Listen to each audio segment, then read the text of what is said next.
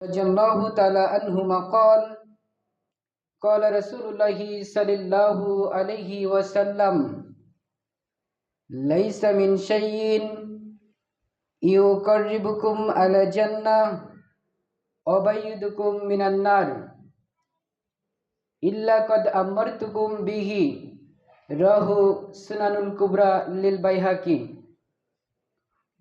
عن معاوية رضي الله تعالى عنهما قال رسول الله صلى الله عليه وسلم لا تزال طائفة من أمة منصورين لا يضرهم من خذلهم حتى تقوم الساعة. قال محمد بن إسماعيل قال علي بن المديني هم أصحاب الحديث رواه সুনান তিরমিজি ইসনাদুহু সহিহ। সমস্ত প্রশংসা শুকরিয়া সুজুদ সেই সর্বশক্তিমান আল্লাহ সুবহানাহু ওয়া তাআলার জন্য, যে আল্লাহ সুবহানাহু ওয়া তাআলা আজকে আমাদের এত সুন্দর একটি প্রোগ্রাম করার তৌফিক দিয়েছেন এবং যে আল্লাহ সুবহানাহু ওয়া তাআলা আজকে আমাদের সকলকে একত্রিত করেছেন দ্বীন ইসলাম জানা, বোঝা এবং সে অনুযায়ী আমল করার জন্য, চলার জন্য যে আল্লাহ সুবহানাহু ওয়া তাআলা আমাদেরকে এই সুযোগটা দিয়েছেন, সে আল্লাহ সুবহানাহু ওয়া তাআলার শুকরিয়া সুজুদ আদায় করি আলহামদুলিল্লাহ। তার আরো শুকরিয়া সুজুদ আদায় করি যে আল্লাহ সুবহানাহু ওয়া তাআলা সমস্ত সৃষ্টির মধ্যে, সহস্র কোটি সৃষ্টির মধ্যে মানব জাতিকে সর্বশ্রেষ্ঠ জাতি, সর্বশ্রেষ্ঠ মাখলুক এবং সর্বশ্রেষ্ঠ নবী মুহাম্মদ আরবি সাল্লাল্লাহু আলাইহি ওয়াসাল্লামের উম্মত হিসাবে প্রেরণ করেছেন। এজন্য তার আরো একবার শুকরিয়া সুজুদ আদায় করি আলহামদুলিল্লাহ। সহস্র কোটি দরুদ এবং সালাম বর্ষিত হোক সেই নবীর উপরে, যার অক্লান্ত পরিশ্রম, ত্যাগ, তিতিক্ষার মাধ্যমে আল্লাহ সুবহানাহু ওয়া তাআলা ইসলামকে পরিপূর্ণ করেছেন। কোনো হুজুরের জন্য ফাঁকা জায়গা রাখিনি যে হুজুর এসে নতুন করে সংযোজন করবে, বিয়োজন করবে, বাড়াবে, কমাবে, এমন কোনো অপরচুনিটি আল্লাহ সুবহানাহু ওয়া তাআলা রাখেন নাই। সর্বশেষ রাসূলের মাধ্যমে আল্লাহ সুবহানাহু ওয়া তাআলা যে ইসলাম পরিপূর্ণ করেছেন তারই শুকরিয়া বা তারই উপর দরুদ এবং সালাম সকলে বলি আল্লাহুম্মা সাল্লি আলাইহি আল্লাহুম্মা বারিক আলাইহি। সম্মানিত সুধী, আজকে জুমার দিন। কিসের দিন কথা বলেন? জুমার দিন হচ্ছে এমন একটি দিন, সুনান আবু দাউদ কিতাবুল জুমা হাদিস নাম্বার 3, আল্লাহ রাসূল সাল্লাল্লাহু আলাইহি ওয়াসাল্লাম এই দিনটাকে একটি ঈদের দিন হিসাবে ঘোষণা দিয়েছেন। কথা কি বুঝতে পারছেন? তার মানে 3 নাম্বার যে ঈদ আপনি ধরে নেবেন এমনটি কোনো সুযোগ নাই, কিন্তু এটা ঈদের দিন ঘোষণা দিয়েছেন। এটার যে গুরুত্ব, যে মহত্ব রয়েছে, এটা বোঝানোর জন্য রাসূল সাল্লাল্লাহু আলাইহি ওয়াসাল্লাম বলছেন, একটি ঈদের দিনের সাথে তুলনা করেছেন, সাদৃশ্য দিয়েছেন যে এটার কত গুরুত্ব। জুমার দিন হচ্ছে এমন একটি দিন যেদিন আল্লাহ সুবহানাহু ওয়া তাআলা আদম আলাইহিস সালাতু ওয়াস সালামকে সৃষ্টি করেছিলেন। সুনান আবু দাউদ হাদিস নাম্বার 1384, সনদ হাসান। জুমার দিন হচ্ছে সেই দিন যেদিন আদম আলাইহিস সালাতু ওয়াস সালাম গুনাহের কাজটা করেছিলেন। আল্লাহ সুবহানাহু ওয়া তাআলা তাকে জান্নাত থেকে দুনিয়াতে প্রেরণ করেছিলেন। মিশকাতুশ শারা মিলকাত আল মাফাতি হাদিস নাম্বার 1367 দ্রষ্টাব্য। তার মানে আমি জাস্ট আপনাদেরকে বোঝানোর চেষ্টা করছি যে জুমার দিনের কত গুরুত্ব।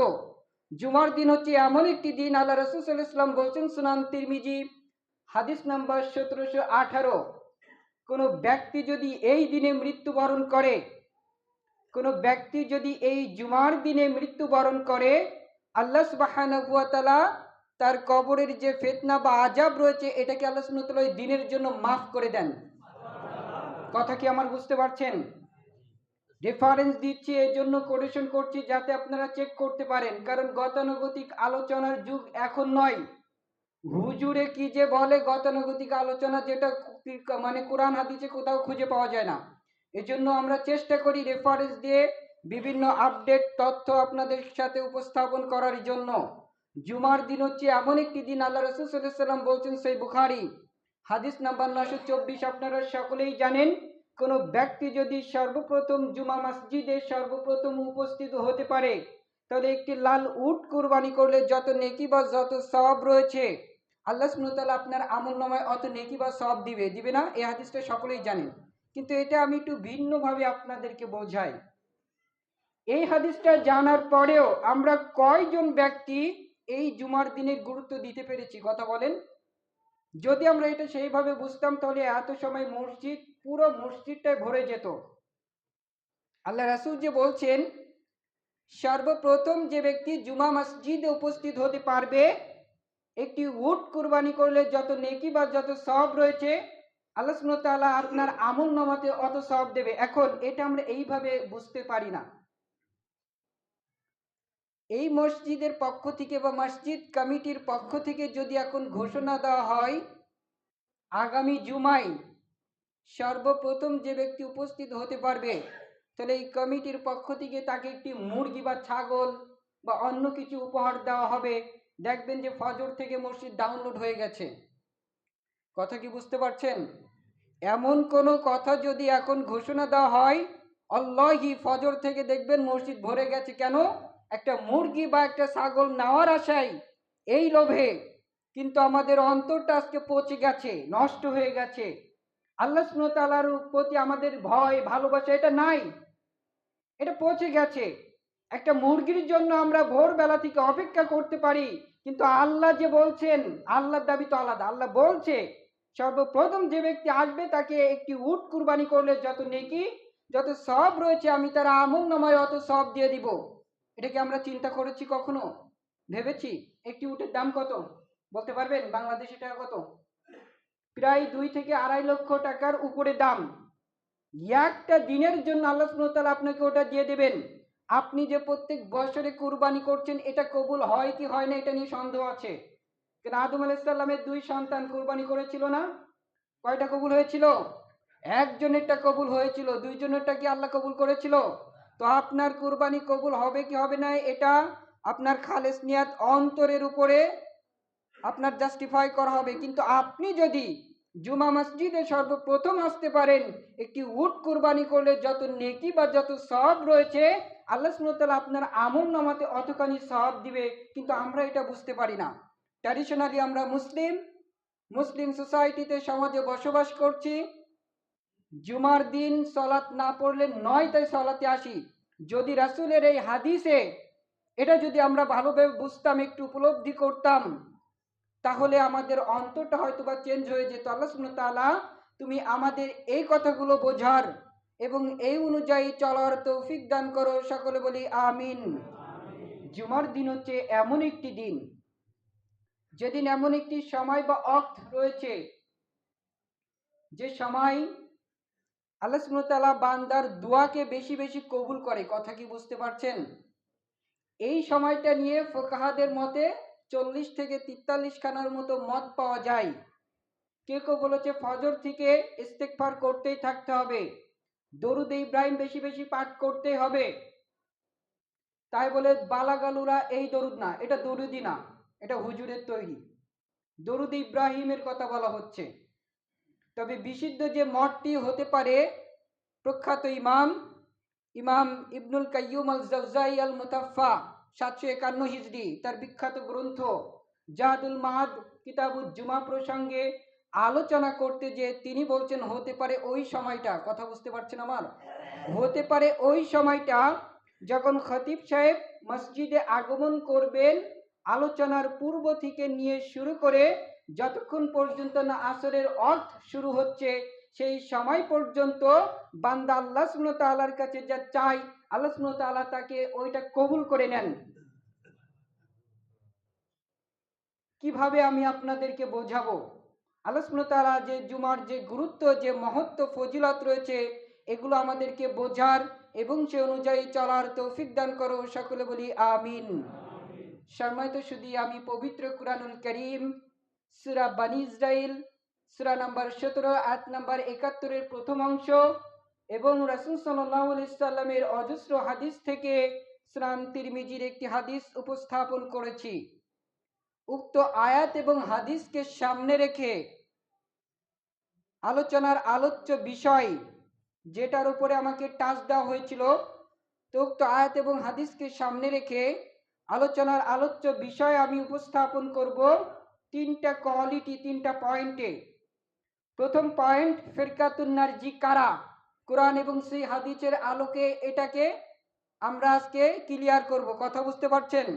2 নম্বর পয়েন্ট, আহলুল হাদিসের উপরে যে সমস্তগুলো অভিযোগ আছে, যে মিথ্যা কাহিনী কথাবার্তা চলে আসে, এটাকে খণ্ডন করব। 3 নম্বর পয়েন্ট, জিহাদি আন্দোলনে অর্থাৎ 1857 সালে জিহাদি আন্দোলনে, শ্যামলী যুদ্ধে হানাফি দেওবন্দি আলেমদের অবস্থান ভার্সেস আহলুল হাদিসদের অবস্থান কি ছিল, এই তিনটা বিষয় ক্লিয়ার করব ইনশাআল্লাহ ওয়াল আজিজ। সংক্ষিপ্ত সময়ের মধ্যে যতটুকু পারি আপনাদেরকে তথ্যবহুল আলোচনা আপডেট দিব ইনশাআল্লাহ ওয়াল আজিজ। প্রথমে ফিরকাতুন নারজি, যেটাকে বলা হয় মুক্তিপ্রাপ্ত দল। এই মুক্তিপ্রাপ্ত দল কারা হবে? প্রত্যেক ধর্মই দাবি করছে যে আমরাই হচ্ছে শ্রেষ্ঠ ধর্ম। দাবি করছে না? দাবি করছে।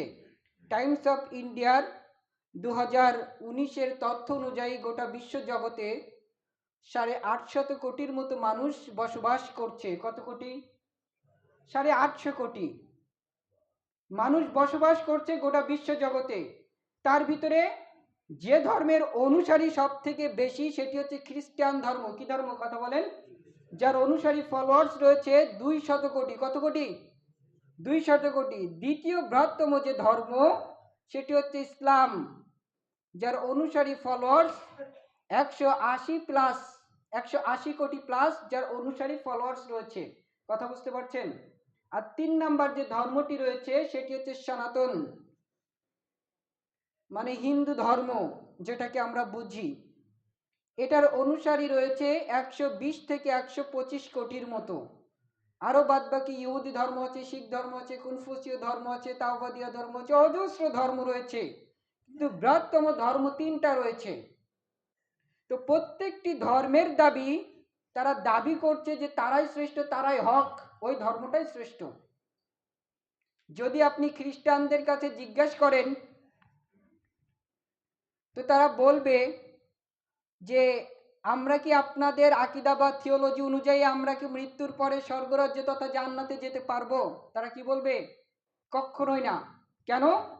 তোমরা জিসাস ক্রাইস্ট, যীশু খ্রিস্টকে ঈশ্বর তথা স্রষ্টা মেনে নাওনি, এজন্য তোমরা কখনো নাজাত তথা সালভেশন, পরিত্রাণ পেতে পারো না। যদি আপনি সনাতনীদের কাছে যান তো ওরা বলবে তোমরা আমাদের ভগবান গরুকে জবেহ করে খাও, এজন্য তোমরা কখনোই স্বর্গরাজ্য তথা জান্নাত যেতে পারবে না। আমি উল্টা দিক থেকে আপনাদেরকে বোঝানোর চেষ্টা করছি, আস্তে আস্তে ক্লিয়ার হয়ে যাবে। গোটা আন্তর্জাতিক প্রেক্ষাপটকে সামনে রেখে আমি বোঝাতে বোঝাতে আসব। প্রত্যেকটি ধর্মের দাবি যে তারাই শ্রেষ্ঠ, কথাগুলো ভালো করে বুঝবেন। প্রত্যেকটি ধর্মের দাবি তারাই শ্রেষ্ঠ, তারাই জান্নাতি, তারাই হক। বাকি যত ধর্ম আছে সবগুলো কি? কথা বলেন। সবগুলো বাতিল। আর সকলে মিলে ইসলামকে বলছে এরা হচ্ছে বাতিল, এরা হচ্ছে কখনোই পরিত্রাণ পাবে না, সমস্ত ধর্ম মিলে। এটি হচ্ছে আন্তর্জাতিক প্রেক্ষাপট। এবার আসুন ইসলামের মধ্যে নির্দিষ্ট একটি ধর্মের ভিতরে এবার চলে আসা যাক। ইসলাম হচ্ছে এমন একটি ধর্ম যেটি আল্লাহ সুবহানাহু ওয়া তাআলার পক্ষ থেকে একমাত্র জীবন ব্যবস্থা, দ্বিতীয় কোনো ওয়ে নাই, একমাত্র। আর ইসলাম শ্রেষ্ঠ ধর্ম নয়। যখন আপনি বলবেন ইসলাম শ্রেষ্ঠ ধর্ম, তখন আপনি পরোক্ষভাবে স্বীকার করে নিচ্ছেন যে খ্রিস্টান ধর্ম এটা ভালো, হিন্দু ধর্ম এটা ভালো, খ্রিস্টান আরেকটু ভালো, ইসলাম শ্রেষ্ঠ তার চাইতে বেশি ভালো। তার মানে 3টা ধর্মকে আপনি স্বীকার করে নিচ্ছেন যদি আপনি শ্রেষ্ঠ বলেন ইসলামকে। তবে শ্রেষ্ঠ হচ্ছে ইসলামের একটা বৈশিষ্ট্য, একটা সিফাত, একটা গুণ। কথা বুঝতে পারছেন? তবে আল্লাহ সুবহানাহু ওয়া তাআলা বলছে ইন্নাদ-দীনা ইনদাল্লাহিল ইসলাম, সূরা আল ইমরান সূরা নম্বর 3 আয়াত নম্বর 19। ইসলাম একমাত্র ধর্ম, শ্রেষ্ঠ ধর্ম, এটা তার গুণ, তার বৈশিষ্ট্য। এটি বুঝতে হবে আপনাদেরকে। একমাত্র ধর্ম।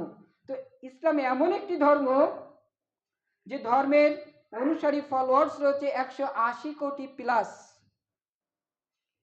এবং এই ধর্মের অজস্র ফেরকা, দল, পথ, পদ্ধতি, পন্থা আছে না নাই? আছে।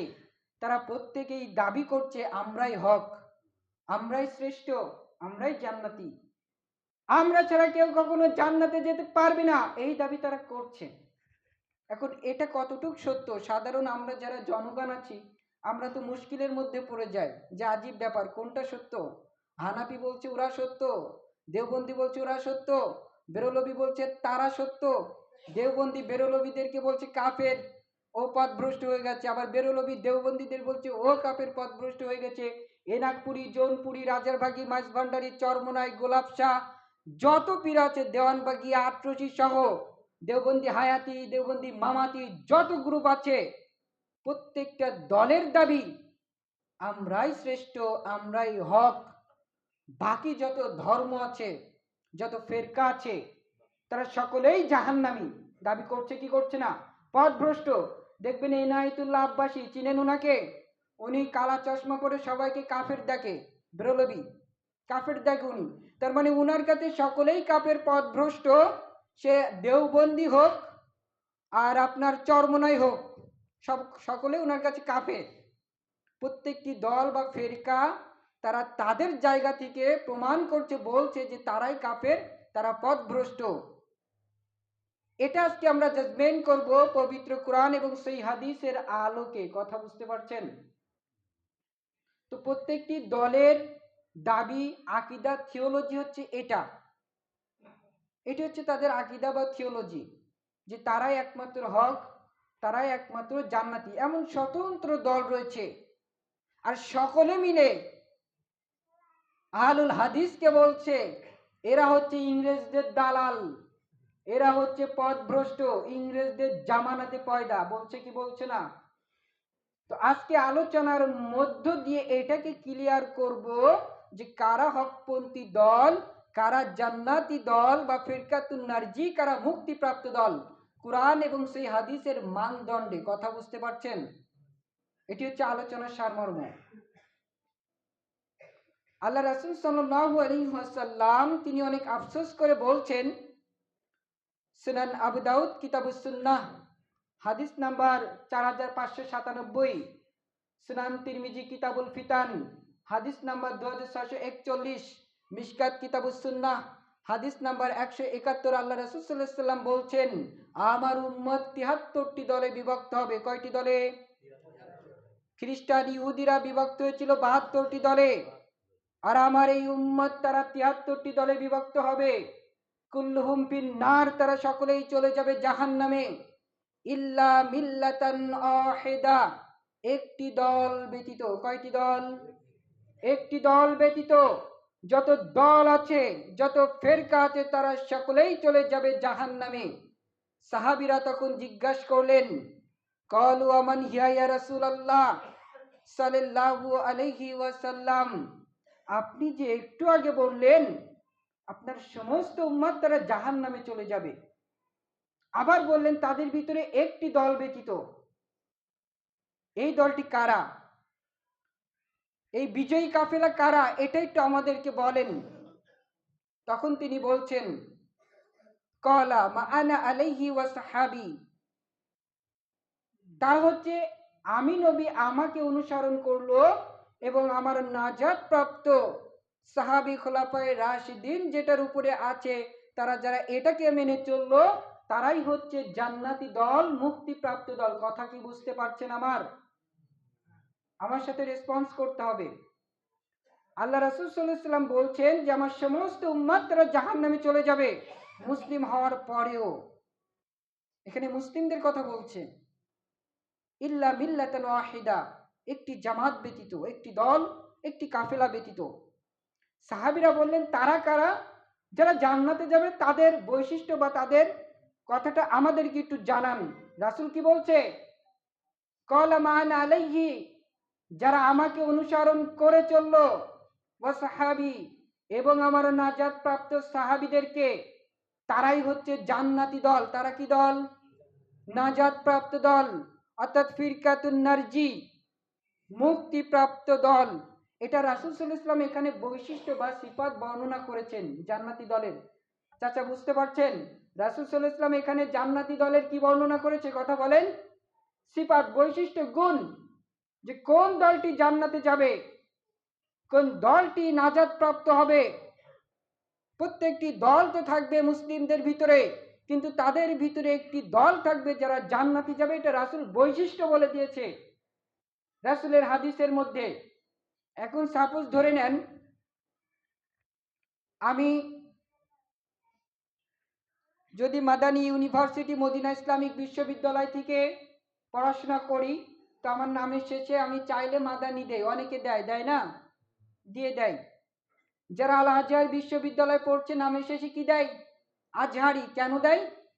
এটা তার গুণ বা বৈশিষ্ট্য, কারণ সে ওই ইউনিভার্সিটিতে পড়েছে, এজন্য তার নামের টাইটেল হিসাবে একটা সিফাত বা একটা বৈশিষ্ট্য, একটা টাইটেল দিয়ে দিয়েছে। কথা বুঝতে পারছেন?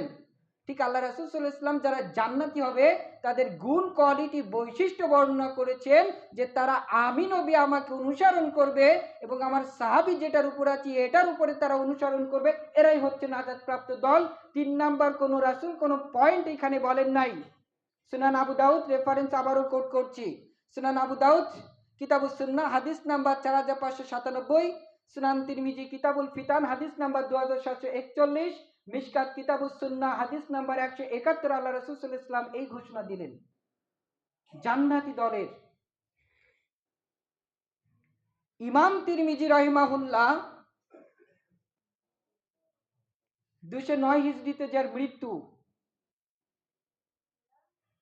ইনি বলছেন,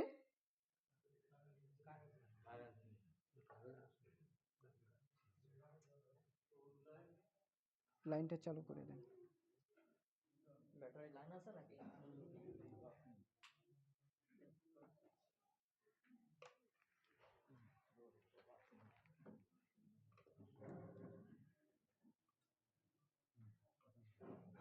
হ্যালো হ্যালো।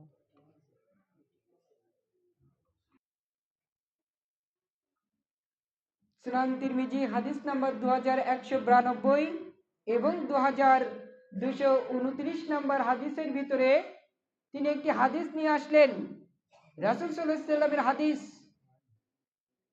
লা তাজালু তায়ফাতুন, একটি কাফেলা থাকবে বিজয়ী, লা তাজালু ধারাবাহিকভাবে থাকবে, তায়ফাতুন এক বচন, একটি দল, একটি কাফেলা ধারাবাহিকভাবে তারা থাকবে, লা তাজালু তায়ফাতুন, ধারাবাহিকভাবে একটি দল বা একটি কাফেলা থাকবে হকের উপরে। কথা কি বুঝতে পারছেন আমার? সুনান তিরমিজি হাদিস নাম্বার 2192 এবং 2229 ভিতরে ইমাম তিরমিজি রাহিমাহুল্লাহ যখন এই হাদিসটি নিয়ে আসলেন, সাউন্ড একটু বাড়ানো যাবে না? আনার পরে তিনি জিজ্ঞাসা করলেন তার উস্তাদ ইমাম বুখারীর কাছে, সাওয়ালতু মুহাম্মদ বিন ইসমাইলা, ইমাম বুখারীর কাছে এ প্রসঙ্গে জিজ্ঞাসা করলেন যে আল্লাহ রাসূল সাল্লাল্লাহু আলাইহি সাল্লাম যে একটি বিজয়ী কাফেলা, একটি জান্নাত প্রাপ্ত দলের যে বৈশিষ্ট্য বর্ণনা করেছেন, এটি কারা? ইমাম বুখারী রাহিমাহুল্লাহ তিনি বলছেন এই প্রশ্নটা আমি জিজ্ঞেস করেছিলাম আমার উস্তাদ আলী ইবনুল মাদিনীর কাছে। কার কাছে? আলী ইবনুল মাদিনী, মশহুর তার উস্তাদ অনেকগুলো, কিন্তু তার অন্যতম একটি উস্তাদ আলী ইবনুল মাদিনী, তিনার কাছে জিজ্ঞাসা করেছিল যে তাইফে মানসুরা এই দলটি কারা। কথা কি বুঝতে পারছেন? তখন তিনি বলেছিল হুম আসহাবুল হাদিস, তারাই হচ্ছে আহলে হাদিস। তারা কারা? তারাই হচ্ছে আহলে হাদিস।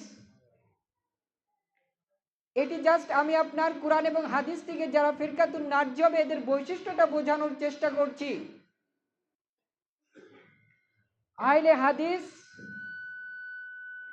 তারা পবিত্র কোরআন এবং রাসূল সাল্লাল্লাহু আলাইহি ওয়াসাল্লামের সেই হাদিসের বাইরে পৃথিবীর যত বড় মহত্তম পুরুষ হোক না কেন, কোরআন এবং হাদিসের বাইরে যেটা চলে যায় সেটাকে তারা 5 পয়সা মূল্য দেয় না। যাদের দাওয়াতি স্লোগান হচ্ছে সকল বিধান বাতিল করো, ওহির বিধান কায়েম করো। তো এখানে রাসূল সাল্লাল্লাহু আলাইহি সাল্লাম বলছেন লা তাজালু, একটি দল থাকবে, ধারাবাহিকভাবে থাকবে। এখন আপনাদের কাছে আমার প্রশ্ন, ইমাম আবু হানিফা রহিমাহুল্লাহ, প্রখ্যাত ইমাম, 80 হিজরিতে জন্ম, 150 হিজরিতে মৃত্যু, কুফাতে জন্ম, কুফাতে মৃত্যু, 4 ইমামের অন্যতম প্রধান। আল্লাহ রাসূলের মৃত্যু 11 হিজরিতে। কত হিজরিতে? ইমাম আবু হানিফার জন্ম কত হিজরি? 80 হিজরিতে। কুফাতে জন্ম, কুফাতে মৃত্যু। জন্ম কোথায়? জন্ম কোথায়? কুফাতে। রাসূল সাল্লাল্লাহু আলাইহি সাল্লাম ইন্তেকালের প্রায় 70 বছরের ডিসটেন্স, তারপরে এই ইমাম রাহিমাহুল্লাহর জন্ম হয়। আপনাদের কাছে আমার প্রশ্ন, আল্লাহ রাসূল যে বলছেন লা তাজালু, হাদিস বুঝতে হবে আপনাকে। লা তাজালু, একটি দল থাকবে ধারাবাহিকভাবে, তায়েফাতুন, একটি দল। এখন এই যে হানাফি মাযহাব যারা ফলো করছেন, আমার কোনো সমস্যা নেই। আমি আপনাদের মনে দুঃখ বা কষ্ট দেওয়ার জন্য বলছি না, জাস্ট বোঝানোর জন্য। বিবেক দিয়ে নয়, সরি আবেগ দিয়ে নয়, বিবেক দিয়ে চিন্তা করবেন। হানাফি মাযহাব যেটা চালু আছে, এটা কি রাসূলের জামানায় ছিল? কথা বলতে হবে। ছিল? মালিকি মাযহাব ছিল, দেওবন্দি ছিল, জামাত ইসলাম ছিল, কিছুই ছিল না। কিন্তু রাসূল যে বলছে লা তাজালু, এমন একটি দল থাকবে, ধারাবাহিকভাবে থাকবে, তায়েফাতুন, একটি দল, বহু বচন নয়, অনেকগুলো দল নয়, একটি দল থাকবে, ধারাবাহিকভাবে থাকবেন। লা ইয়াদুররুহুম মান খাযালাহুম হাত্তা তাকুমাস সাআত, ক্বালা মুহাম্মদ বিন ইসমাইলা। এমতো অবস্থায় কিয়ামত শুরু হয়ে যাবে, কিয়ামত এসে যাবে, হকপন্থী দল তার পরেও টিকে থাকবে। এমতো অবস্থায় তাদের অনেক বাধা বিপত্তি, বাতিলেরা তাদেরকে পরাস্ত করতে থাকবে, চাইবে, কিন্তু তারা এগুলোকে তোয়াক্কা না করে ধারাবাহিকভাবে তারা কাজ করে যাবে। হকপন্থী দল একটাই থাকবে, তায়েফাতুন, একটি দল, এক বচন। আপনাদের কাছে আমার প্রশ্ন, ইসলামের নামে যতগুলো মাযহাব আছে, যতগুলো দল আছে, এই দল কি রাসূলের জামানায় ছিল? তো রাসূল যে বলছে এমন একটি দল যেটা আমার সময় থাকবে, আমার সাহাবীদের যুগে থাকবে, তার পরবর্তী যুগে থাকবে, এইভাবে থাকতে থাকতে চলতে চলতে কিয়ামত এসে যাবে, তারপরেও তারা ওই হকের উপরে প্রতিষ্ঠিত থাকবে, হকের উপরে থাকবে। কিন্তু আপনাদের কাছে আমার প্রশ্ন কোনটা, যে হানাফি বলেন বা যত মাযহাব যত ফিরকা বলেন, তারা কি ছিল? আমি একটু অন্যভাবে গবেষণা করেছি আমার রিসার্চ অফ এক্সপেরিয়েন্স থেকে। জিসাস ক্রাইস্ট, যিশু খ্রিস্টের পূর্বে পৃথিবীতে কোনো খ্রিস্ট বলে কোনো ধর্ম ছিল? কথা বলতে হবে। আমার গবেষণা আলোচনাগুলো একটু ভিন্ন কোয়ালিটিতে, বিভিন্নভাবে আপডেট আপনাদেরকে দেওয়ার চেষ্টা করি বোঝানোর জন্য।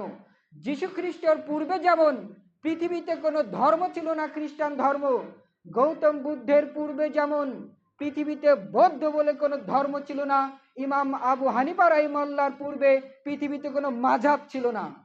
কথা বুঝতে পারছেন? জিসাস ক্রাইস্ট, যিশু খ্রিস্টের পূর্বে যেমন পৃথিবীতে খ্রিস্টান বলে ধর্ম ছিল না। খ্রিস্টান ধর্মের বয়স 2025 বছর বয়স হচ্ছে খ্রিস্টান ধর্মের। 2025 সাল সেদিন থেকে গণনা করা হয়েছে যেদিন থেকে জিসাস ক্রাইস্ট তিনি জন্ম নিয়েছেন। 2025 বছর, আজকে এটা 25 সাল। খ্রিস্টান ধর্মের বয়স 2025 বছর হচ্ছে খ্রিস্টান ধর্মের বয়স। তো যিশু খ্রিস্টের পূর্বে যেমন, তারপরে কি যিশু খ্রিস্টের আগে পৃথিবীতে ধর্ম ছিল না? দিনুল হক ইসলাম ছিল, এখনো আছে, আদিবদ্ধ কাল পর্যন্ত থাকবে। তার মানে হকটা চিরদিনই থেকে যাবে। আমার প্রশ্ন আপনাদের কাছে এটা বোঝানোর জন্য, যিশু খ্রিস্টের পূর্বে যেমন পৃথিবীতে খ্রিস্টান বলে কোনো ধর্ম ছিল না, গৌতম বুদ্ধের পূর্বে যেমন পৃথিবীতে বৌদ্ধ বলে কোনো ধর্ম ছিল না, ঠিক 4 ইমাম রাহিমাহুল্লাহর জন্মের পূর্বে পৃথিবীতে কোনো মাযহাব ছিল না। তাহলে তারা কি ছিল? তার মানে কি সেটা দিনুল হক ছিল না? রাসূল যে বলছে লা তাজালু, ধারাবাহিকভাবে থাকবে, তায়েফাতুন, একটি দল। বিবেক দিয়ে চিন্তা করেন, আবেগ দিয়ে নয়। কোরআন এবং সেই হাদিসের পাশে থেকে আপনি গবেষণা করেন না। একটু বিবেকটা, মাইন্ড সেটআপটা একটু কাজে লাগান। কথা কি বুঝতে পারছেন আমার? কষ্ট হচ্ছে? তো যারা বলছে আজকে এই দলটি সঠিক, মাযহাব ছাড়া কোনো ব্যক্তি স্বর্গরাজ্যে তথা জান্নাতে যেতে পারবে না, প্রত্যেকটি দলের দাবি এটি, কিন্তু রাসূলের দাবি তো আলাদা। রাসূল বলছেন লাতা জালু তয়ফাতুন, এমন একটি দল থাকবে যারা ধারাবাহিকভাবে থাকবে। বহু হাদিসের ভিতরে ব্যাখ্যা চলে এসেছে। এখন আল্লাহ সুবহানাহু ওয়া তাআলা এবার কোরআনে কি বলছে দেখেন। আল্লাহ পবিত্র কোরআন খুলবেন, সূরা বানী ইসরাইল, সূরা নম্বর 17, আয়াত নম্বর 71 এর প্রথম অংশ। আল্লাহ সুবহানাহু ওয়া তাআলা বলছেন, ইয়াউমা নাদু কুল্লা উনাসিম বিইমামিহিম। আয়াতটা অনেকের পরিচিত, তাই না? আমি কিয়ামতের ময়দানে প্রত্যেক ব্যক্তিকে তার ইমামের সাথে, নেতার সাথে তুলব। কথা কি বুঝতে পারছেন? তাফসির ইবনে কাসির, বিখ্যাত তাফসিরের গ্রন্থ, সূরা বানী ইসরাইল সূরা নম্বর 17 আয়াত নম্বর 71 এর তাফসির করতে যে হাফেজ ইমাজউদ্দিন ইবনে কাসির রাহিমাহুল্লাহ তিনি বলছেন, এই আয়াতের শারফিয়া সাহাবিল হাদিস, আহলে হাদিসের মর্যাদা লুকায়িত রয়েছে। কে বলছে? আমি বলেছি। বিখ্যাত মুফাসসির, যার তাফসির ছাড়া কোনো ব্যক্তি আলেম বা মুফাসসির হতে পারবে। পৃথিবীর মধ্যে বিশুদ্ধ তাফসিরের গ্রন্থ, বিখ্যাত ইমাম ইমাজউদ্দিন ইবনে কাসির রাহিমাহুল্লাহ এই আয়াতের তাফসির করতে যে তিনি বলছেন যে শারফিয়া সাহাবিল হাদিস, এই আয়াতের মধ্যে আহলে হাদিসের মর্যাদা লুকায়িত রয়েছে। কেন? কারণ শুধুমাত্র তাদের ইমাম, তাদের নেতা, এই দুনিয়া বা ভূখণ্ডে অন্য কোনো উম্মতিকে তারা নেতা বা ইমাম বানায় নাই। তাদের একমাত্র ইমাম বা নেতা হচ্ছে মুহাম্মদ আরবি সাল্লাল্লাহু আলাইহি ওয়াসাল্লাম। কথা কি বুঝতে পারছেন আমার? পবিত্র কোরআনের তাফসির এটা। তিনি বলছেন তারা কোনো উম্মতিকে, কোনো ব্যক্তিকে তারা নেতা বা ইমাম বানায় নাই। তাদের ইমাম বা তাদের নেতা হচ্ছে মুহাম্মদ রাসূলুল্লাহ সাল্লাল্লাহু আলাইহি ওয়াসাল্লাম। এই কারণে তারা কিয়ামতের ময়দানে সবথেকে সম্মানিত দল ফিরকাতুন নারজির অন্তর্ভুক্ত। 750 বছর আগে ইমাজউদ্দিন ইবনে কাসির রাহিমাহুল্লাহ ডিটেল ব্যাখ্যা দিয়ে গেছেন। কুরআন এবং হাদিস দিয়ে আমি আপনাদেরকে বোঝানোর চেষ্টা করছি ফিরকাতুন নারজি কারা। আল্লাহ রাসূলেরও দাবি কি ছিল? মা আনা আলাইহি ওয়া সাহাবী, যারা আমাকে যারা মেনে চললো তারাই হচ্ছে হক। হক কি? হক কি? কথা বলেন। সূরা কাহাফ আয়াত নাম্বার 29 আল্লাহ সুবহানাহু ওয়া তাআলা কুরআনকে হক বলেছেন। সুনান তিরমিজি কিতাবুল ইলম হাদিস নাম্বার 6103 আল্লাহ রাসূল সাল্লাল্লাহু আলাইহি ওয়াসাল্লাম হাদিসকে হক বলেছেন। তার মানে কুরআন এবং হাদিস হচ্ছে সত্য, এটি হচ্ছে হক।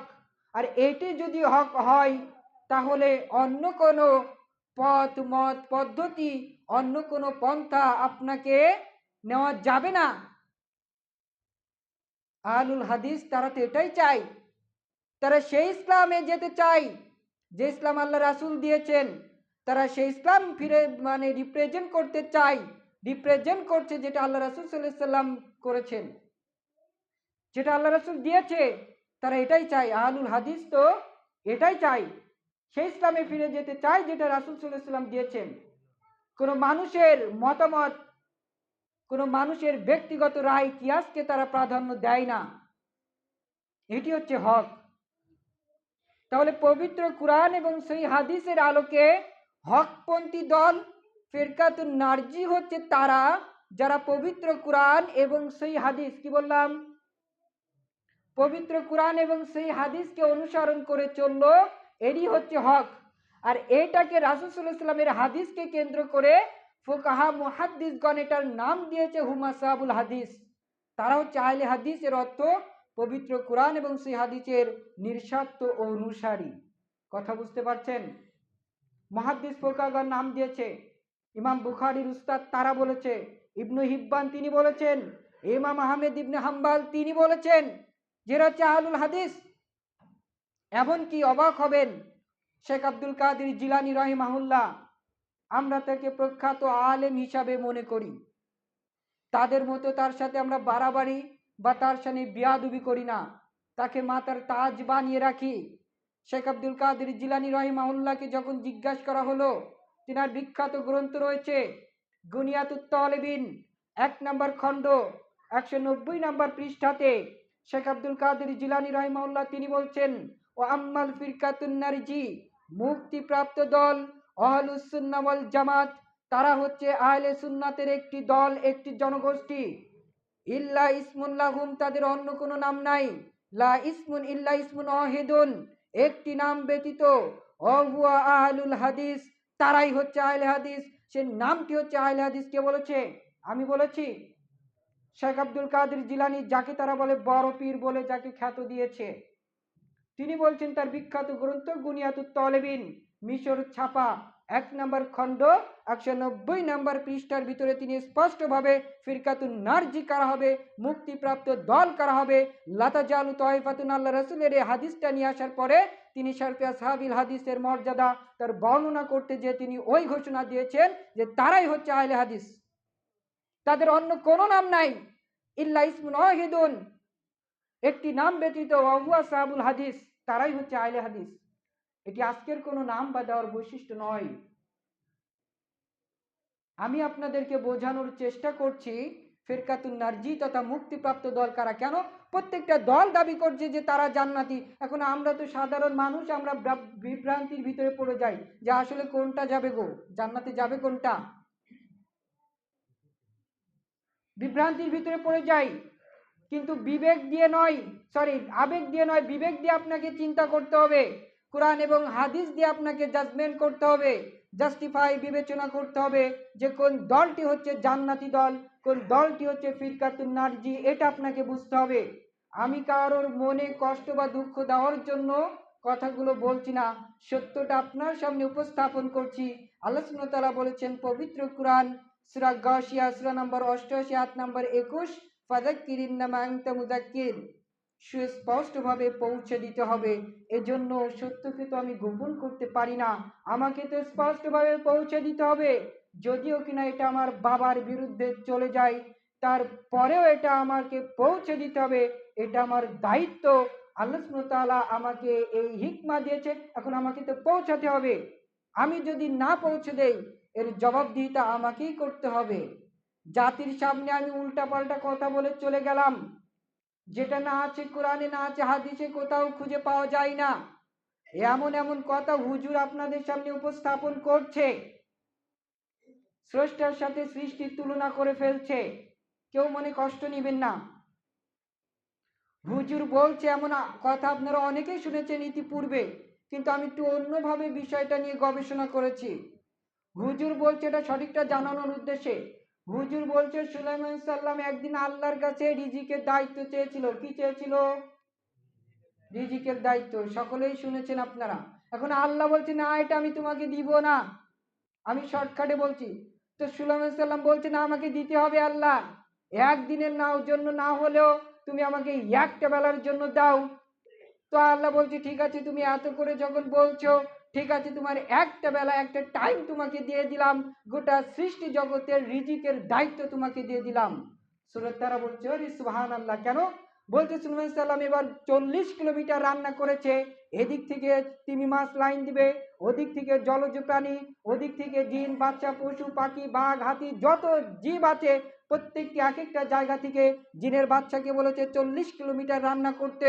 বড় বড় সাগরের মাছগুলো ফ্রাই হবে, বড় বড় বনের যে গরুগুলো, উটগুলো, এগুলো রোস্ট হবে, এরকম ভাবে রান্না করতে বলেছে 40 কিলোমিটার।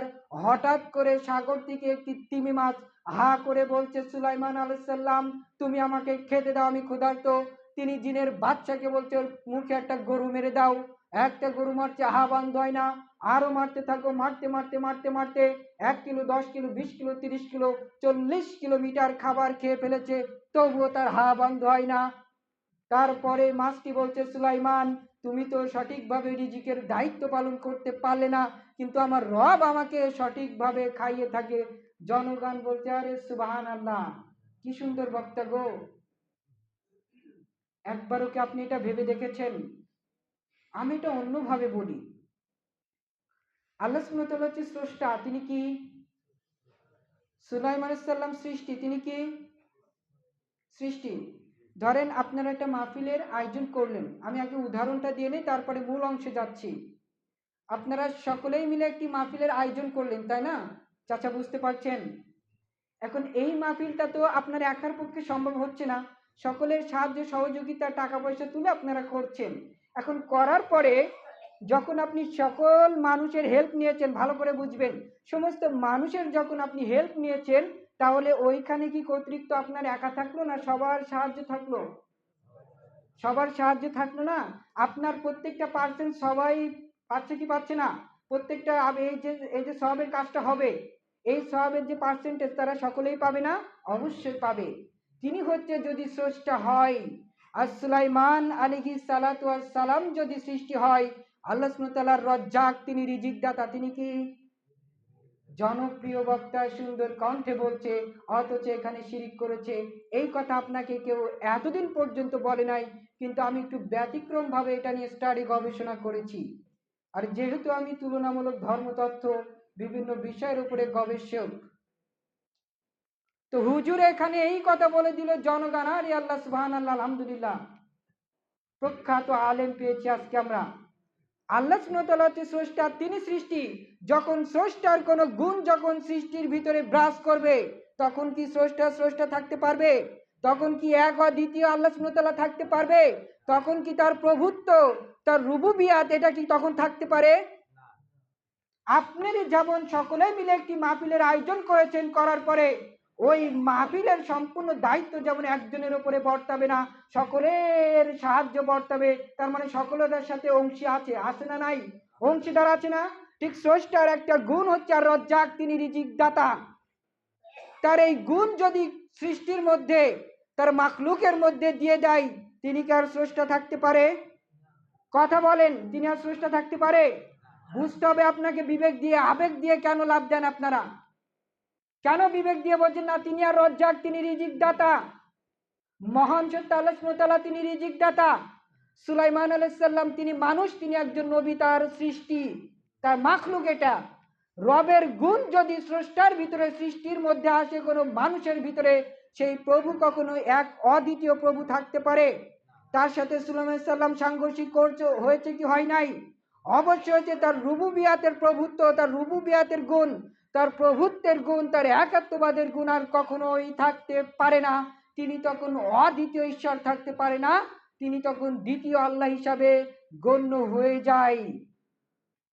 কেন ভাবেন না এটা আপনারা?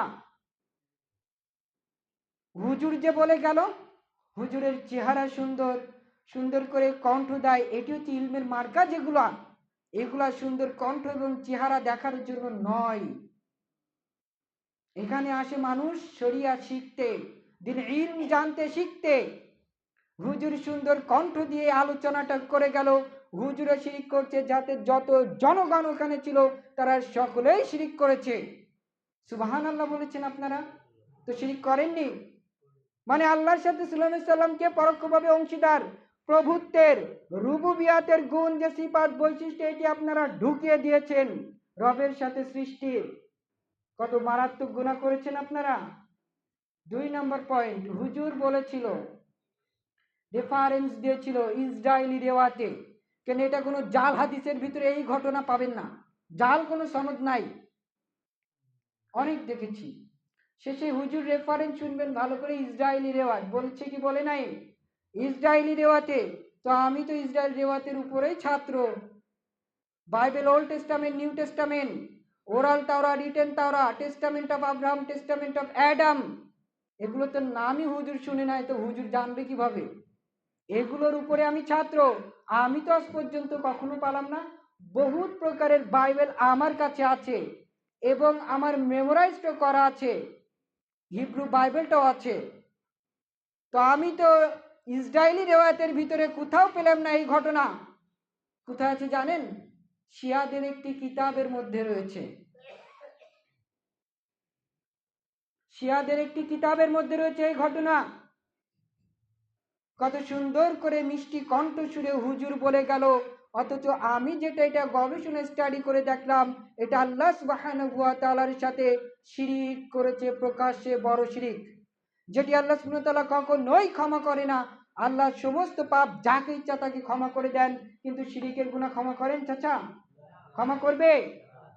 জান্নাত হারাম তার জন্য, সূরা মাইদা সূরা নাম্বার 5 আয়াত নাম্বার 72। যে ব্যক্তি তার রবের সাথে শিরিক স্থাপন করলো, তার জন্য জান্নাত হারাম করেছেন। আপনার হুজুর 22 আর 23 আর পাগড়ি পরে জুব্বা পরে চলে আসছে, সুন্দর চেহারা নিয়ে, মিষ্টি কণ্ঠ নিয়ে, জনপ্রিয় বক্তা।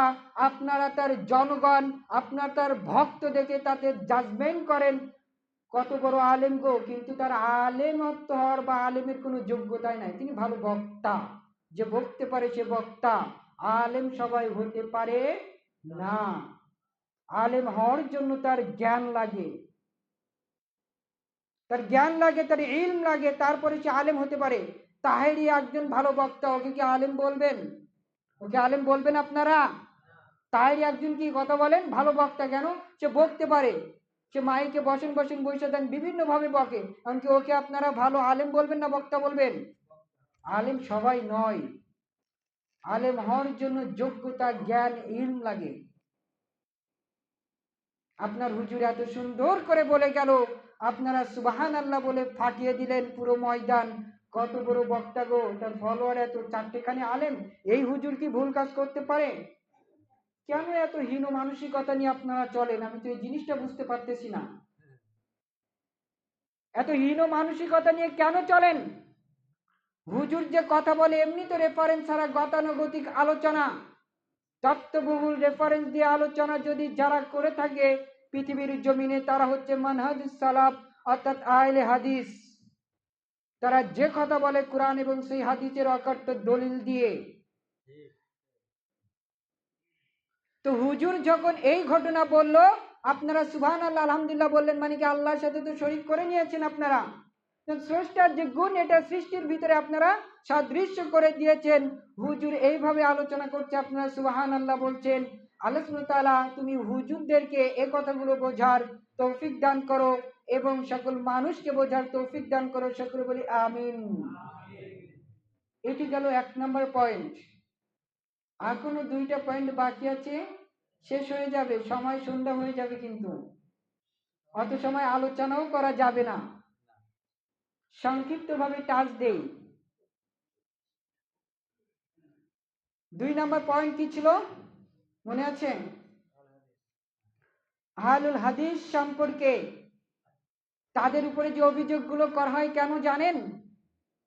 কেন আমরা মিলাদ পড়িয়ে টাকা পয়সা নিই না এজন্য, শবে বরাতের হালুয়া রুটি খাই না করি না এজন্য, আমরা হচ্ছে পীর মুরিদি বিশ্বাসী না এজন্য তাদের উপরে এরকম মঞ্চ থেকে অভিযোগগুলো করা হয় যে ওরা ইহুদিদের দালাল, ওরা খ্রিস্টানদের দালাল, ওরা ইংরেজদের জামানাতে পয়দা, ওরা হচ্ছে পথভ্রষ্ট, ওরা হচ্ছে আহলে খবিস। বলছে কি বলছে না? আমি মাঝে মধ্যে চিন্তা করি, কষ্টও লাগে যে তারা ডক্টর জাকির নায়েককে বলছে ইহুদি খ্রিস্টানের দালাল। আফসোস লাগে তখন ওই সমস্ত খেজুরদের জন্য, হুজুর না। যেই সমস্ত 22 হাত 23 হাত পাগড়ি পরা হুজুরা উনার বিরুদ্ধে বলে কিভাবে, যেই ডক্টর জাকির নায়েক গোটা বিশ্ব জগৎ ইসলামটা রিপ্রেজেন্ট করছে, যেই ডক্টর জাকির নায়েকের মাধ্যমে আজকে এরকম জাকির নায়েক তৈরি হচ্ছে গোটা বিশ্ব জগতে, যিনি যেভাবে ইসলামটা তৈরি করছেন গোটা বিশ্ব জগতে, তিনি সমস্ত ইহুদি খ্রিস্টান নাস্তিক যত মানুষ আছে তাদের সাথে ডিবেট করে, তাদের সাথে বাস করে, তাদেরকে নাস্তা নাবুদ করে ছেড়ে দিচ্ছে। এই ব্যক্তিকে এমন অভিযোগ করে কিভাবে? কষ্ট হয় তখন। যেই ডক্টর জাকির নায়েক যত ব্যালেন্স নিয়ে কথা বলে, যার আলোচনায় শত শত মানুষ, কোটি কোটি মানুষ তারা ইসলামের ছায়াতলে এসেছে, যার আলোচনার মাধ্যমে ভ্রান্ত দল থেকে তারা সঠিক দলের দিকে ধাবিত হচ্ছে, যেই ডক্টর নায়েক গোটা বিশ্ব জগৎ ইসলামটা রিপ্রেজেন্ট করছেন, রাসূল যেভাবে করেছেন ওইভাবে এই সমস্ত হুজুরা উনার বিরুদ্ধে বলে কিভাবে?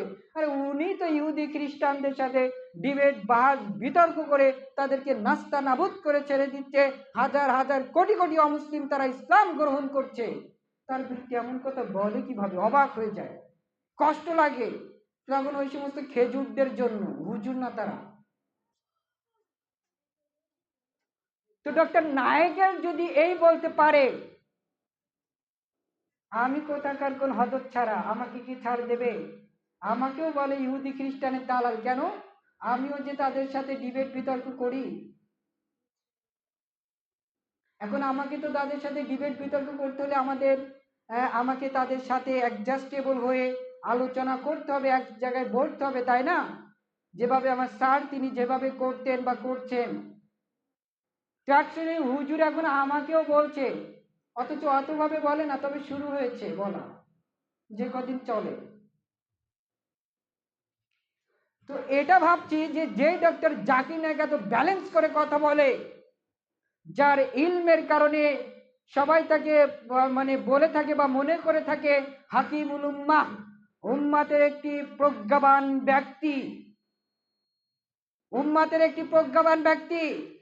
যেই ডক্টর নায়েক এত সুন্দর করে এত ব্যালেন্স নিয়ে গোটা বিশ্ব জগৎকে চষে বেড়াচ্ছেন, ইসলামের দাওয়াত দিচ্ছেন, আপনি হুজুর বাংলা ভাষায় দাওয়াত দিচ্ছেন, আর ডক্টর নায়েক পৃথিবীতে ৪,৫০০ ভাষা রয়েছে, প্রত্যেকটা ভাষার উপরে পাণ্ডিত ব্যক্তি তিনি। চীনা ভাষায় তিনি দাওয়াত দেয়, আপনি চীনা ভাষায় কথা বলতে পারবেন? কিছুতে হাউ কিছুই বুঝবেন না। ফার্সিতে তিনি দাওয়াত দেয়, উর্দুতে পাকিস্তানি ইসলামকে রিপ্রেজেন্ট করছেন, আপনি কি পারেন? তো এটা যখন ভাবলাম তখন আমার মনে হলো যে তোমার সাথে আমার কোনো মিউচুয়ালি করা যাবে না, যেটাই হক পাবো সেটাই বলে দিব, চাইলে মানতে পারো, না চাইলে না মানতে পারো, সেটা তোমার ব্যাপার। হক যেটা সামনে আসবে বলে দিব, যদিও কিনা আমার বাবার বিরুদ্ধে যাই, হক বলতেই হবে। এখন আমাদের উপর এই অভিযোগগুলো করা হচ্ছে যে এরা ইহুদি খ্রিস্টানের দালাল, আসলে কি তাই? এর জ্বলন্ত জবাব দিয়েছেন প্রখ্যাত ইমাম আহমেদ ইবনে হাম্বল রহিমাহুল্লাহ এবং খতিব আল বাগদাদ এই বিষয়টা কোট করেছেন তার তারিখে বাগদাদের মধ্যে।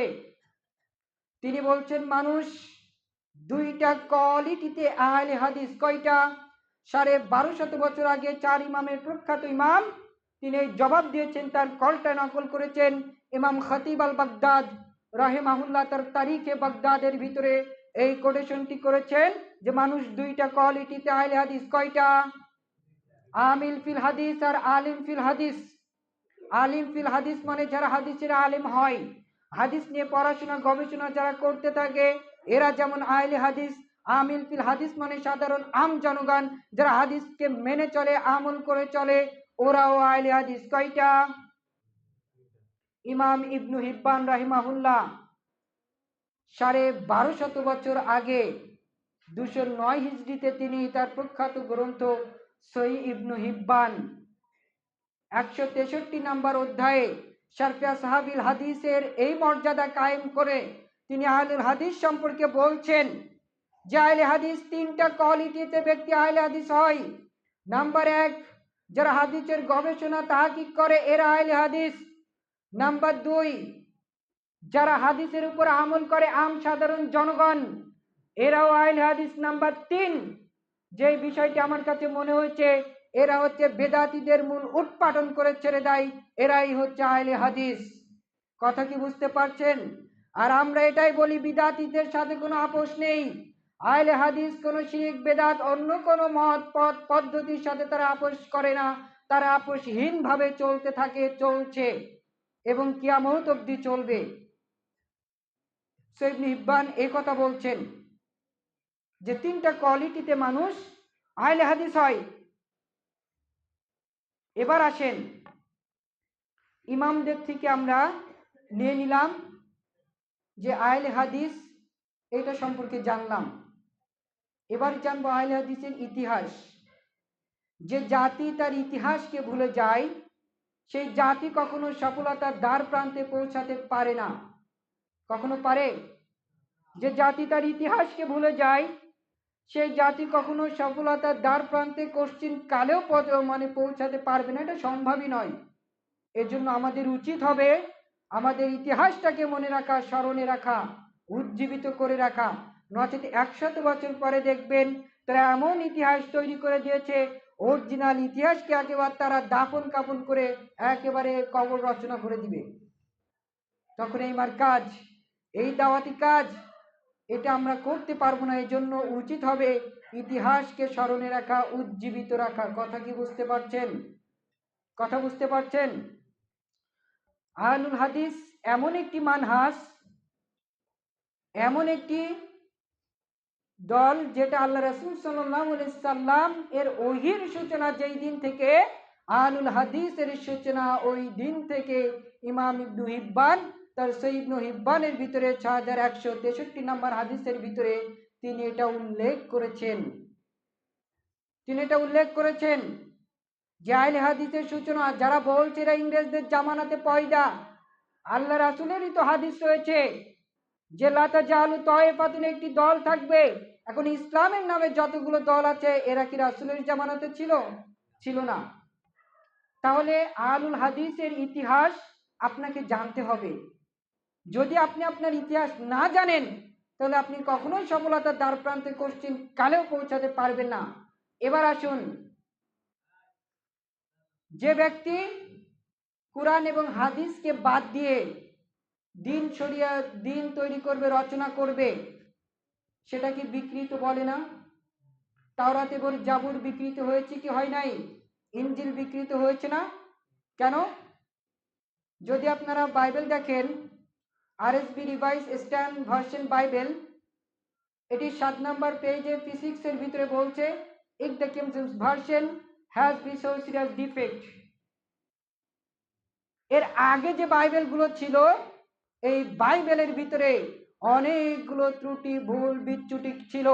যখন কোনো ব্যক্তি হুজুরের কাছে ফতোয়া নিতে আসতো, হুজুর তার মন মতো একটি ফতোয়া দিয়ে ঢুকিয়ে দিত। এভাবে আল্লাহ সুবহানাহু ওয়া তাআলার কিতাবগুলো তারা বিকৃত করেছে। আরএসবি ভার্সন বাইবেলের ভিতরে বলছে যে পূর্বে যতগুলো বাইবেল ছিল, অনেকগুলো ভুল ত্রুটি রয়েছে এবং কয়েক প্রকারের বাইবেল সংরক্ষণে আছে।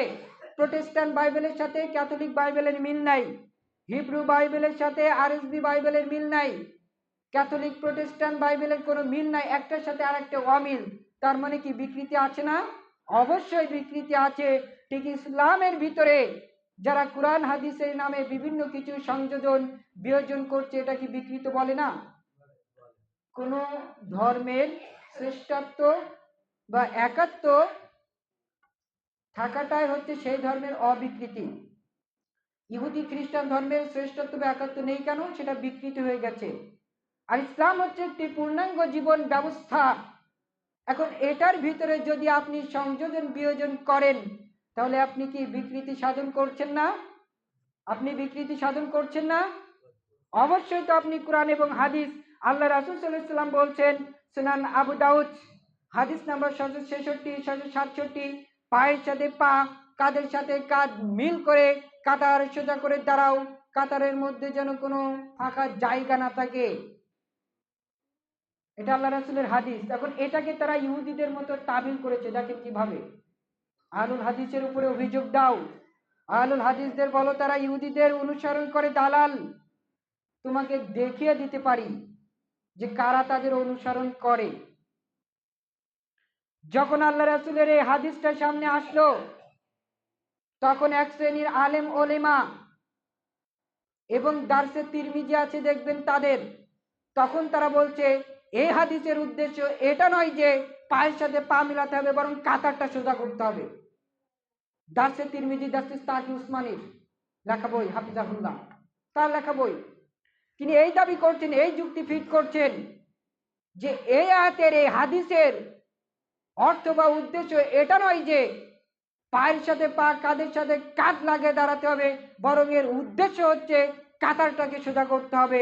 এটি তাদের দাবি, যেমন ভাবে ইহুদিরা করেছে। যখন করে ব্যক্তি তাদের কাছে ফতোয়া নিতে যাইতো, তখন তারা সেটাকে ঢেকে দিয়ে যখন তাদের বিরুদ্ধে চলে যেত, তখন সেটাকে ঢেকে দিয়ে তাদের মন মতো ইচ্ছে মতো তারা একটাকে ঢুকিয়ে দিত। ঠিক তারাও আজকে এটা তাবিল করছে কি করছে না? তারা বলছে এই হাদিসের উদ্দেশ্য এটা নয় যে পায়ের সাথে পা কাঁধের সাথে কাঁধ মিলাতে হবে, এর জন্য তারা মিলায় না। তারা উদ্দেশ্য হিসাবে কি বেছে নিয়েছে যে কাঁটাটাকে সোজা করতে হবে, এটা উদ্দেশ্য।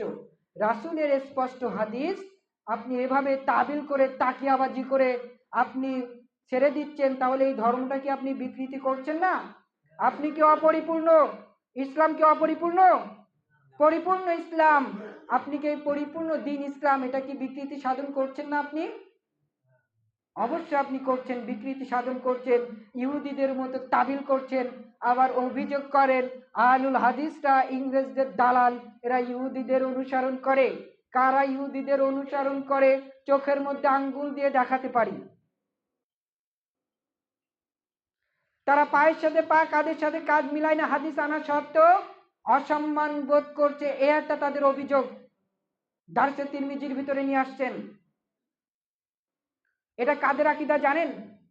অসম্মান যে খারাপ লাগা সনাতনীদের আকীদা। তাদের একটি ধর্মগ্রন্থ আছে মনুসংহিতা, 2 নম্বর খণ্ডের 53 নম্বর অধ্যায়ের 26 নম্বর অনুচ্ছেদের শ্লোকের ভিতরে ভগবান মনু বলছে, কে বলছে? ভগবান মনু বলছে যে ব্রাহ্মণের গায়ে যদি শূদ্রদের সাথে যদি টাচ লেগে যায়, শূদ্র মানে হিন্দুদের নিচু স্তরের যারা, আর ব্রাহ্মণ মানে উচ্চ স্তরের, তো এই ব্রাহ্মণের সাথে যদি শূদ্রদের টাচ পর্যন্ত লেগে যায় তাহলে সে অপবিত্র, সে নাপাক, সে অসম্মানিত হয়ে গেল। এই আকীদা কাদের? গায়ের সাথে টাচ লাগলে, যদি একটু টাচ লেগে গেছে, চাচার গায়ের সাথে যদি টাচ লেগে যায়, চাচা হচ্ছে ধরে নেন যে ব্রাহ্মণ বংশের, এখন আমি হচ্ছে শূদ্র, এখন চাচা তো অসম্মান, চাচাকে আবার সুন্দর করে গোসল করে গরুর চানা গোবর দিয়ে তাকে পবিত্রতা অর্জন করতে হবে, নচেত চাচা অসম্মানিত অপবিত্র থেকে যাবে। এই আকীদা কাদের? হিন্দুদের। সেই আকীদা আমাদের ভিতরে আজকে লালিত হচ্ছে কি হচ্ছে না? চাচার পায়ের সাথে যদি আমি তলাতে পা লাগিয়ে দাঁড়াই, চাচা আমাকে বলছে এই বেয়াদব, তোর বাবারও বড়, আমি পায়ের সাথে পা লাগাবি মানে? বলছে কি বলে না? কথা বলেন, বলে কি বলে না? তাহলে আমি আপনাদের দেখালাম ইহুদিদের অনুসরণ কারা করছে পরোক্ষভাবে। স্পষ্টভাবে মনুসংহিতা 2 নম্বর খণ্ডের 153 নম্বর অনুচ্ছেদের 26 নম্বর শ্লোকের ভিতরে স্পষ্টভাবে ভগবান মনু এই কথা বলছে। তাদেরই তাকিয়াবাজি, তাদেরই তাবিল করছো তুমি।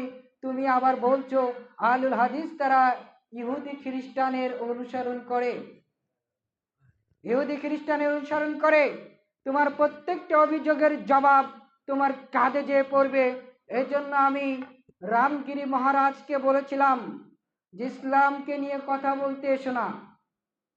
যদি ইসলামকে খুঁজে দাও তাহলে তোমার এমন অবস্থা করে দিব, তোমার ধর্মগ্রন্থ দিকে তোমাকে উলঙ্গ করে ছেড়ে দিব, কখনো মুখ দেখাতে পারবে না। আর যারা মানহাজ সালাফ ইসলামকে নিয়ে যারা কটূক্তি করে, অভিযোগগুলো করে, তাদেরকেও বলে থাকি বেশি খোঁচা দিতে এসো না, নচেত এমন অবস্থা করে দিব মুখ দেখাতে পারবে না, ফিরে যেতে পারবে না। এটি আপনাদেরকে বোঝানোর চেষ্টা করছি যে কারা তাদের অনুসরণ করে। তারা তো বলছে যে আহলুল হাদিস তারা ইহুদি খ্রিস্টানদের অনুসরণ করছে, আনুগত্য করছে। কষ্ট হচ্ছে, ছেড়ে দিব?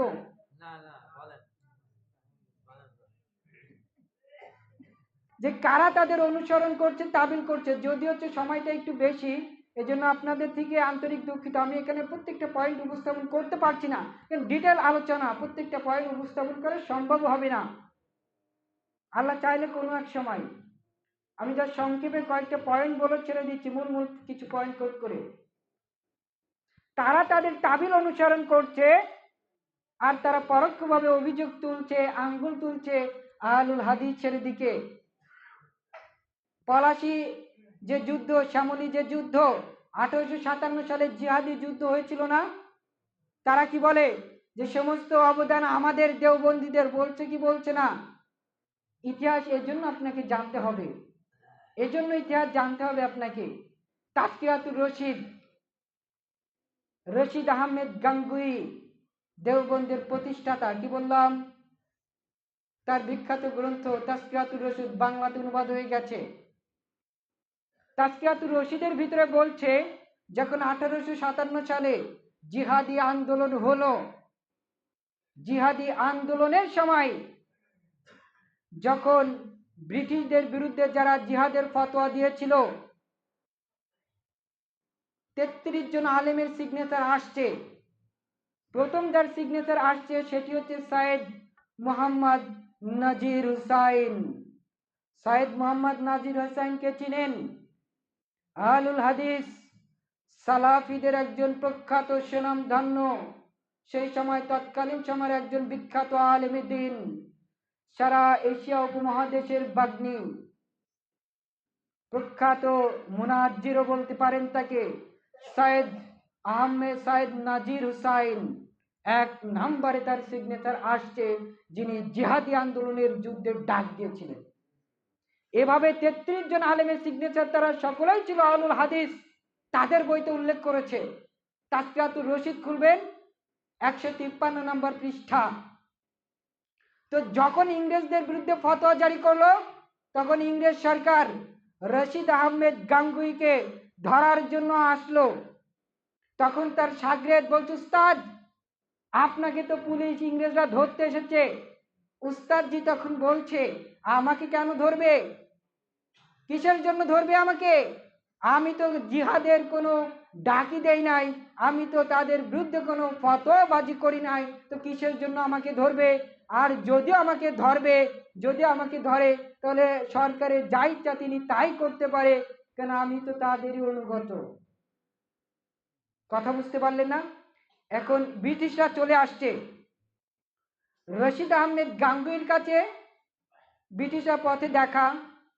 তো ওনারা চলে এসে তাকে জিজ্ঞাসা করছেন, যেমন আমরা অনেক সময় কোনো জায়গা চিনতে না পারলে জিজ্ঞাসা করি।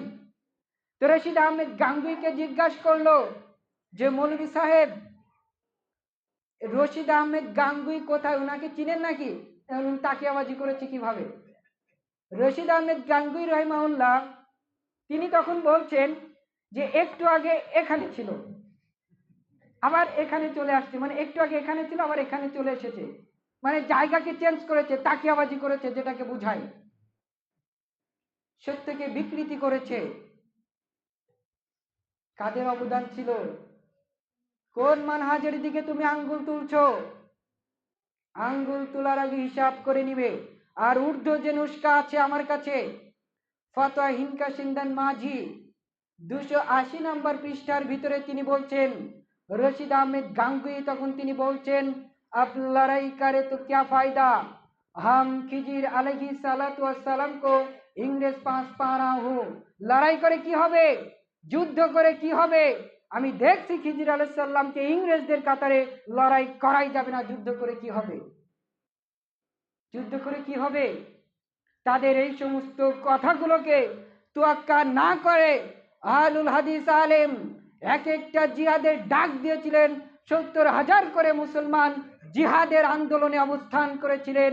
জিহাদ করে তাদেরকে পিটিয়ে দেশ থেকে ব্রিটিশদেরকে বিতাড়িত করে দেশকে তারা উন্মুক্ত করেছিলেন, স্বাধীন করেছিলেন।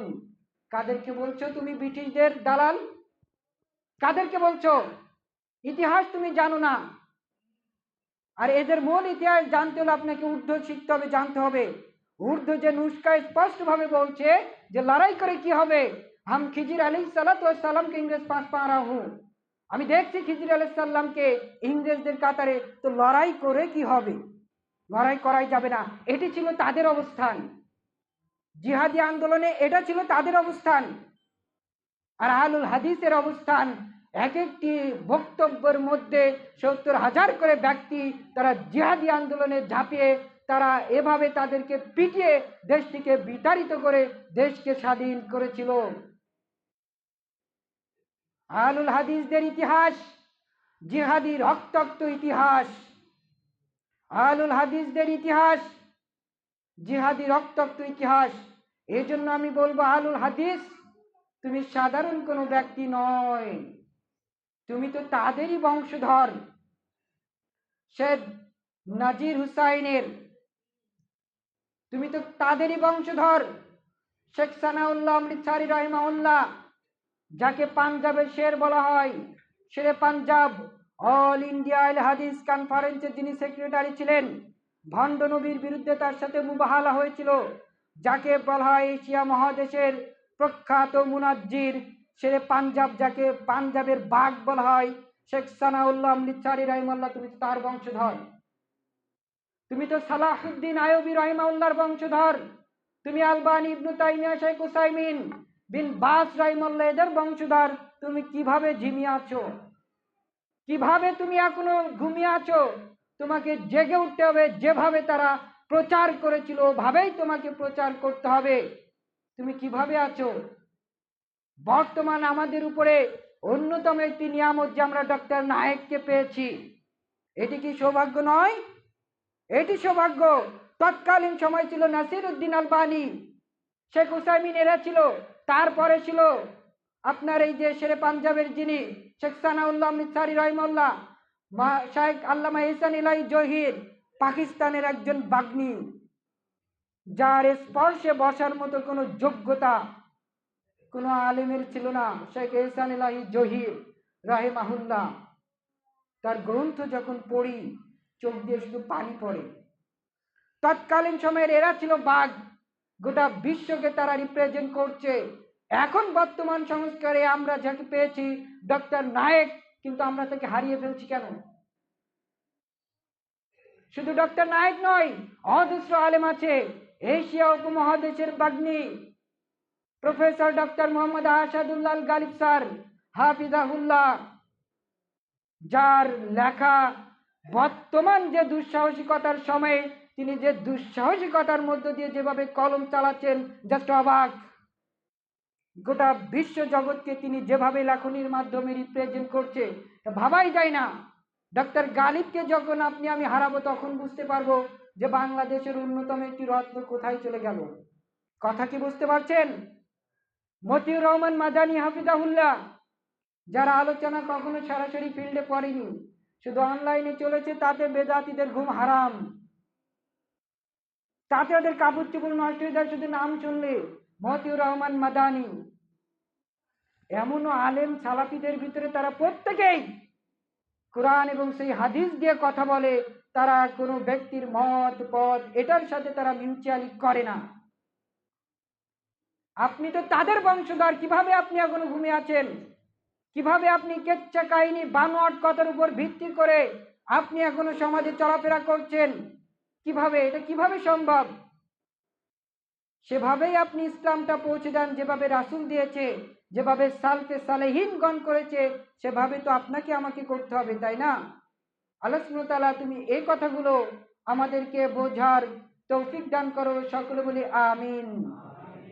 তাহলে আমরা বুঝতে পারলাম যে আহলুল হাদিস তথা শ্যামলী যুদ্ধে দেওবন্দি অবস্থান ভার্সেস আহলুল হাদিসের অবস্থান, এটার আলোচনা ডিটেল আরো করা যেত, ডিটেল আলোচনা বিস্তীর্ণ, কিন্তু 1:50 বেজে গেছে।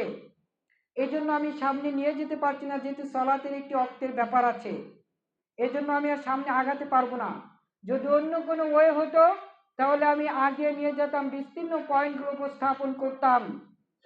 তো আমি সবার কাছে উদারত আহ্বান করব যে কোনো ব্যক্তির বা কোনো হুজুরের গতানুগতিক কথার প্রেমে পড়ে নয়, কোরআন এবং হাদিসের প্রেমে পড়ে, কোরআন এবং সেই হাদিসের আলো অনুযায়ী নিজেকে গড়ুন এবং সে অনুযায়ী আপনি সমাজটা, দেশটা, রাষ্ট্রটা পরিচালনা করুন। গোটা বিশ্ব জগতে আপনি ইসলামটা এভাবে রিপ্রেজেন্ট করতে থাকেন যেভাবে সালাফগণ করেছেন।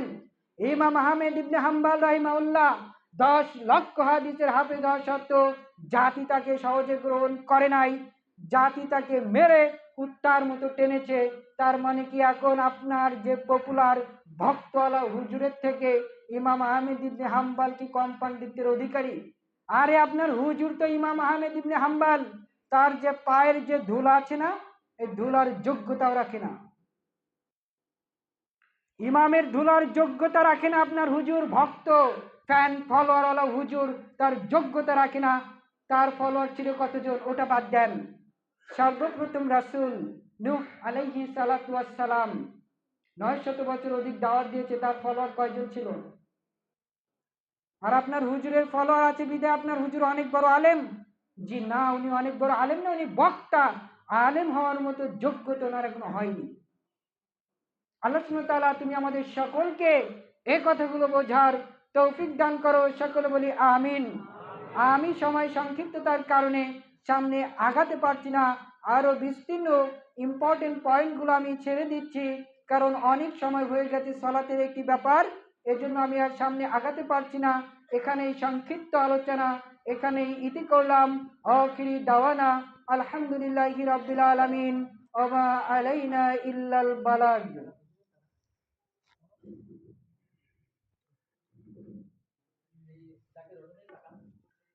আলহামদুলিল্লাহ নাহমাদুহু ওয়া নাস্তাঈনুহু ওয়া নাস্তাগফিরুহ ওয়া নাউযু বিল্লাহি মিন শুরুরি আনফুসিনা ওয়া মিন সাইয়্যাতি আমালিনা মান ইয়াহদিয়াল্লাহু